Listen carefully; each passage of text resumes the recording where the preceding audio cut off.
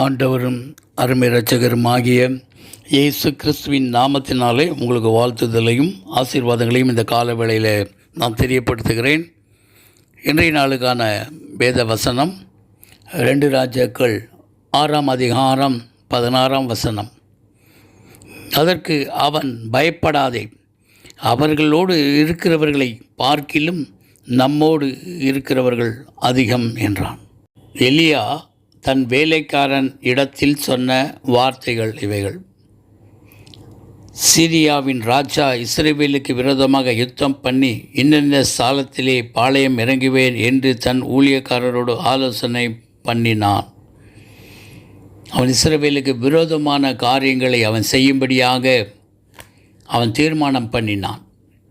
அவன் தீர்மானத்தின்படியே அவன் அங்கே ரதங்களையும் பலத்த இராணுவத்தையும் குதிரை வீரர்களையும் அங்கே காலத்திலே அவன் அங்கே இஸ்ரவேல் ஜனங்களை சுற்றி அவன் பாளையம் இறங்கினான். இப்படிப்பட்ட சூழ்நிலையிலே பயந்து போன தன்னுடைய வேலைக்காரனை எலிசா தைரியப்படுத்துகிறான்.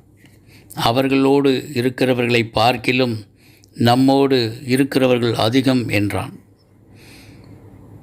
அப்பொழுது எலிசா ஜெபம் பண்ணுகிறான். கர்த்தாவே, இவன் பார்க்கும்படி இவன் கண்களை திறந்தருளும் என்றான். உடனே கர்த்தர் அந்த வேலைக்காரன் கண்களை திறந்தார். இதோ, எலிசாவை சுற்றிலும் அக்கினிமயமான குதிரைகளினாலும் ரதங்களினாலும் அந்த மலை நிறைந்திருக்கிறதை அவன் கண்டான். இன்றைக்கு கூட நம்முடைய வாழ்க்கையில் பயம் நம் கண்களை இருட்டடிப்பு செய்துவிடும். நம்மை சுற்றி இருக்கிற தேவனுடைய மகிமையே வல்லமையே நாம் மறந்து போகக்கூடியவர்களாக நாம் இருக்கிறோம்.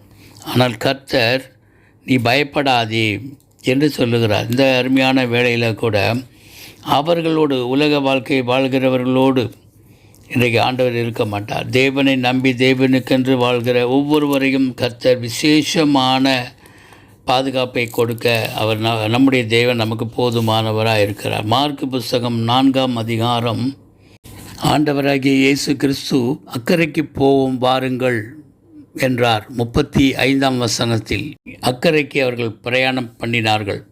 அப்பொழுது கப்பலின் பின்னணியில் ஆண்டவராகி கர்த்தர் நித்திரையாயிருந்தார். அப்பொழுது பலத்த சுழல் காற்று உண்டாகி படகு நிரம்பத்தக்கதாக அலைகள் அதன் மேல் மோதியது. அப்பொழுது சீஷர்கள் ஆண்டவரை எழுப்புகிறார்கள். நாங்கள் மடிந்து போகிறது உமக்கு கவலை இல்லையா என்றார்கள். அவர் எழுந்து காற்றை அதட்டி கடலை பார்த்து, இறையாதே, அமைதலாயிரு என்றார். அப்பொழுது காற்று நின்று போயிற்று, மிகுந்த அமைதல் உண்டாயிற்று. அவர் அவர்களை நோக்கி, ஏன் இப்படி பயப்பட்டீர்கள்? ஏன் உங்களுக்கு விசுவாசம் இல்லாமல் போயிற்று என்றார். இந்த காரியங்களை நாம் கவனிக்கும் பொழுது பயம் நம்முடைய வாழ்க்கையில் கர்த்தருடைய வல்லமையை மறந்து போக பண்ணுகிறது. கர்த்தருடைய மகத்துவங்களை இழந்து போக பண்ணுகிறது. நம்முடைய இருதயங்கள் பயத்தினால் நிரப்பப்படும் பொழுது நம்முடைய வாழ்க்கையில் பல காரியங்களை, உலகம், மாமிசம், பிசாசு கொண்டு வர காரியங்கள் நம்முடைய வாழ்க்கையை நிரப்பக்கூடியதாக இருக்கிறது. தேவனாய் கர்த்தர் நம்மை தைரியப்படுத்தும்படியாக தான் இந்த வார்த்தைகளை நமக்கு இந்த அருமையான கால வேளையில் சொல்லுகிறார். தேவன் நம்மத்தில் இருக்கிறார். அவருக்கு நம்முடைய வாழ்க்கையை ஒப்புக் கொடுப்போம். எந்த இடத்திலெல்லாம் பயம் வரும் பொழுதெல்லாம் ஆண்டவரை நோக்கி நாம் செபிப்போம், தேவனை அழைப்போம்.